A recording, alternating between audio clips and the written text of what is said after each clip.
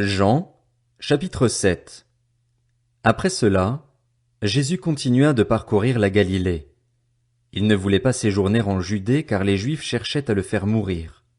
Or, la fête juive des Tentes était proche. Ses frères lui dirent, « Pars d'ici et va en Judée afin que tes disciples voient aussi ce que tu fais. Personne n'agit en secret, s'il cherche à être connu. Puisque tu fais ce genre de choses, montre-toi au monde. » En effet, ses frères non plus ne croyaient pas en lui. Jésus leur dit, « Le moment n'est pas encore venu pour moi, tandis que pour vous, c'est toujours le bon moment. Le monde ne peut pas vous détester, tandis que moi, il me déteste parce que je témoigne à son sujet que sa manière d'agir est mauvaise. Montez donc à cette fête. Quant à moi, je n'y monte pas encore parce que le moment n'est pas encore arrivé pour moi. » Après leur avoir dit cela, il resta en Galilée. Lorsque ses frères furent montés à la fête, il y monta aussi lui-même, non pas en se montrant, mais comme en secret. Les Juifs le cherchaient pendant la fête et disaient, « Où est-il » Dans la foule, on murmurait beaucoup à son sujet. Les uns disaient, « C'est un homme bien ». D'autres disaient, « Non, au contraire, il égare le peuple ». Personne, toutefois, ne parlait ouvertement de lui, par crainte des chefs juifs. C'était déjà le milieu de la fête lorsque Jésus monta au temple et se mit à enseigner. Les Juifs s'étonnaient et disaient, « Comment connaît-il les Écritures, lui qui n'a pas étudié ?» Jésus leur répondit, « Mon enseignement ne vient pas de moi, mais de celui qui m'a envoyé. Si quelqu'un veut faire la volonté de Dieu, il saura si mon enseignement vient de Dieu ou si je parle de ma propre initiative. Celui qui parle de sa propre initiative cherche sa propre gloire, mais si quelqu'un cherche la gloire de celui qui l'a envoyé, celui-là est vrai et il n'y a pas d'injustice en lui. Moïse ne vous a-t-il pas donné la loi? Or, aucun de vous ne la met en pratique.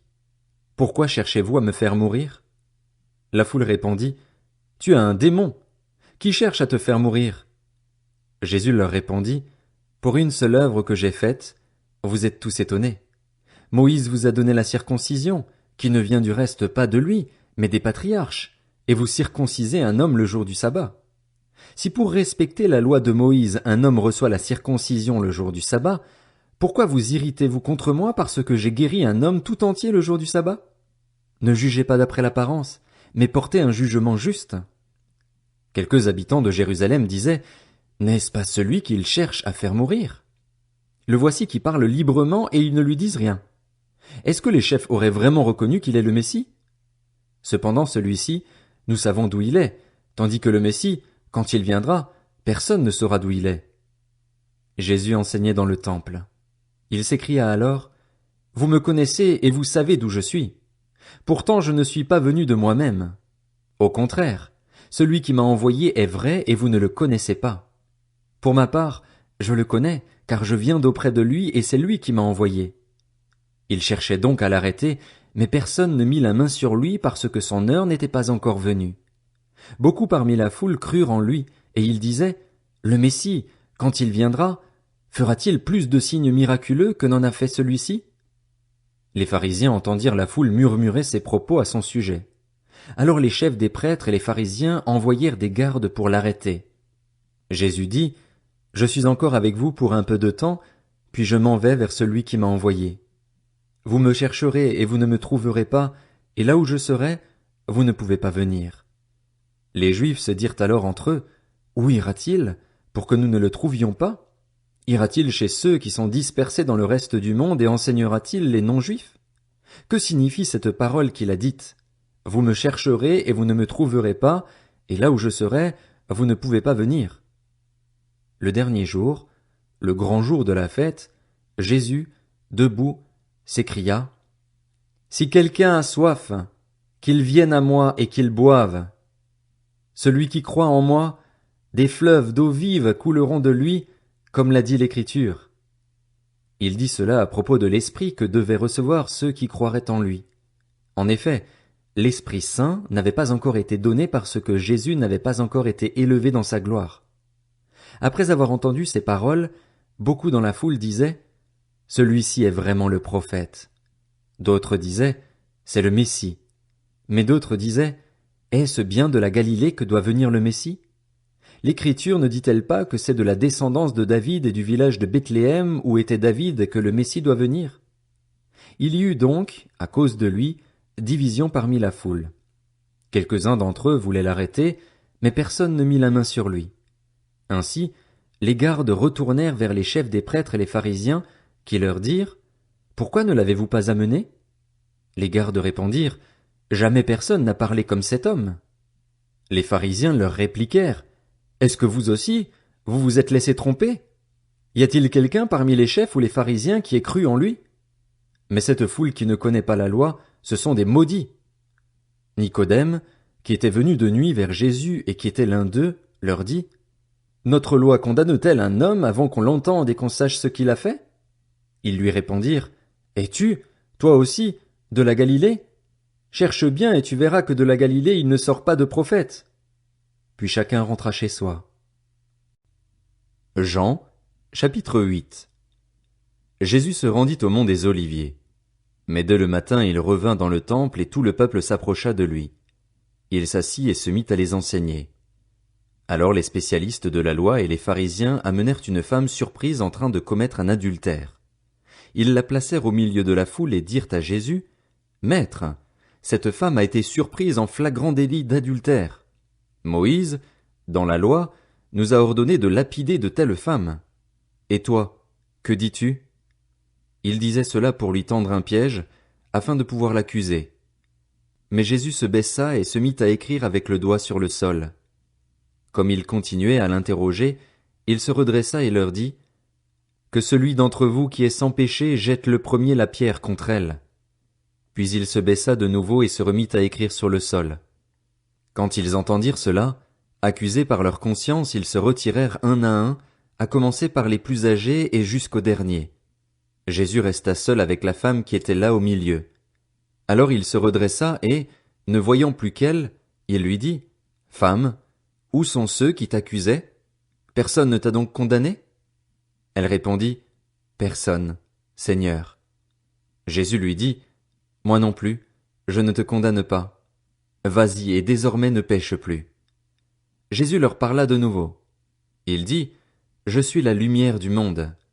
Celui qui me suit ne marchera pas dans les ténèbres, mais il aura au contraire la lumière de la vie. Là-dessus, les pharisiens lui dirent: Tu te rends témoignage à toi-même. Ton témoignage n'est pas vrai. Jésus leur répondit: Même si je me rends témoignage à moi-même, mon témoignage est vrai, car je sais d'où je suis venu et où je vais. Quant à vous, vous ne savez pas d'où je viens ni où je vais. Vous, vous jugez de façon humaine. Moi, je ne juge personne. Et si je juge, mon jugement est vrai, car je ne suis pas seul, mais le Père qui m'a envoyé est avec moi. Il est écrit dans votre loi que le témoignage de 2 personnes est vrai. Or, je me rends témoignage à moi-même et le Père qui m'a envoyé me rend aussi témoignage. Ils lui dirent donc: Où est ton Père? Jésus répondit: Vous ne connaissez ni moi ni mon Père. Si vous me connaissiez, vous connaîtriez aussi mon Père. Jésus dit ces paroles alors qu'il enseignait dans le temple à l'endroit où était le trésor, et personne ne l'arrêta parce que son heure n'était pas encore venue. Jésus leur dit encore: Je m'en vais et vous me chercherez, mais vous mourrez dans votre péché. Vous ne pouvez pas venir là où je vais. Là-dessus les Juifs dirent: Va-t-il se tuer, puisqu'il dit: Vous ne pouvez pas venir où je vais? Il leur dit: Vous êtes d'en bas, moi, je suis d'en haut. Vous êtes de ce monde, moi, je ne suis pas de ce monde. C'est pourquoi je vous ai dit que vous mourrez dans vos péchés. En effet, si vous ne croyez pas que moi, je suis, vous mourrez dans vos péchés. Toi, qui es-tu? Lui dirent-ils. Jésus leur répondit: Ce que je vous dis depuis le début. J'ai beaucoup de choses à dire et à juger à votre sujet, mais celui qui m'a envoyé est vrai, et ce que j'ai entendu de lui, je le dis au monde. Ils ne comprirent pas qu'il leur parlait du Père. Jésus leur dit donc: Quand vous aurez élevé le Fils de l'homme, alors vous reconnaîtrez que moi, je suis et que je ne fais rien de moi-même, mais que je dis ce que mon Père m'a enseigné. Celui qui m'a envoyé est avec moi, il ne m'a pas laissé seul, parce que je fais toujours ce qui lui est agréable. Comme Jésus disait cela, beaucoup crurent en lui. Alors il dit aux Juifs qui avaient cru en lui: Si vous demeurez dans ma parole, vous êtes vraiment mes disciples, vous connaîtrez la vérité, et la vérité vous rendra libres. Ils lui répondirent, Nous sommes la descendance d'Abraham et nous n'avons jamais été esclaves de personne. Comment peux-tu dire, vous deviendrez libres? En vérité, je vous le dis, leur répliqua Jésus, toute personne qui commet le péché est esclave du péché. Or, l'esclave ne reste pas pour toujours dans la famille. C'est le Fils qui y reste pour toujours. Si donc le Fils vous libère, vous serez réellement libre. Je sais que vous êtes la descendance d'Abraham. Pourtant, vous cherchez à me faire mourir, parce que ma parole ne pénètre pas en vous. Je dis ce que j'ai vu chez mon père, et vous, vous faites ce que vous avez entendu de la part de votre père. Ils lui répondirent, Notre père, c'est Abraham. Jésus leur dit, Si vous étiez les enfants d'Abraham, vous agiriez comme lui. Mais en réalité, vous cherchez à me faire mourir, moi qui, en tant qu'être humain, vous ai dit la vérité que j'ai entendue de Dieu. Cela, Abraham ne l'a pas fait. Vous, vous agissez comme votre père. Ils lui dirent, Nous ne sommes pas des enfants illégitimes. Nous avons un seul père, Dieu.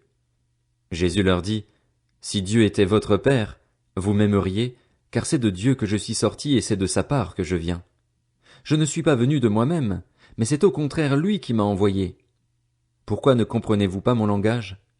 Parce que vous ne pouvez pas écouter ma parole. Vous avez pour père le diable et vous voulez accomplir les désirs de votre père. Il a été meurtrier dès le commencement et il ne s'est pas tenu dans la vérité parce qu'il n'y a pas de vérité en lui. Lorsqu'il profère le mensonge, il parle de son propre fond, car il est menteur et le père du mensonge. Mais moi, parce que je dis la vérité, vous ne me croyez pas. Qui de vous me convaincra de péché? Si je dis la vérité, pourquoi ne me croyez-vous pas? Celui qui est de Dieu écoute les paroles de Dieu. Vous n'écoutez pas parce que vous n'êtes pas de Dieu. Les Juifs lui répondirent, N'avons-nous pas raison de dire que tu es un Samaritain et que tu as un démon? Jésus répliqua, Je n'ai pas de démon. Au contraire, j'honore mon Père et vous me déshonorez.